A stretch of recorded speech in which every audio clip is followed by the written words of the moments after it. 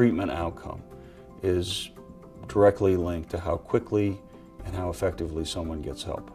If you have a bad knee and you're in front of the water cooler and you're asking colleagues, hey, do you know a good orthopedic surgeon? Do they take insurance? People talk about these things.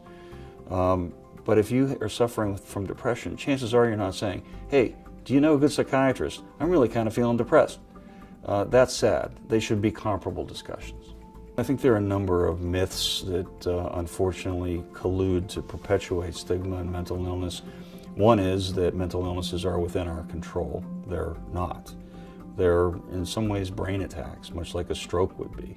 And you don't say to someone who's had a stroke, well, that's in your control, suck it up, get going. Secondly, that mental illness is not reliably diagnosable. The validity of psychiatric diagnosis is actually very good and is on par with any other field of medicine.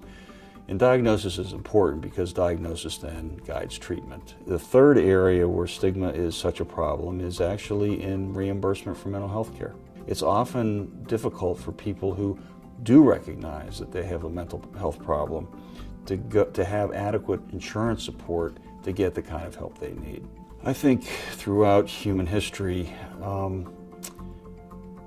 there's fear about the unknown, and ignorance in turn spawns stigma. One thing we've tried to emphasize in the past has been the idea of starting the conversation. First of all, normalizing mental illness as part of one's own or one's family's medical tree. Certain forms of cancer, heart disease, diabetes, a variety of other medical problems run in families. They all have genetic risks. So if someone's suffering in silence, first of all, they're suffering and not getting the help and alleviation of that suffering that they could get much more readily. Secondly, the longer a mental illness goes untreated, the harder it is to treat, and the longer it takes for someone to get better.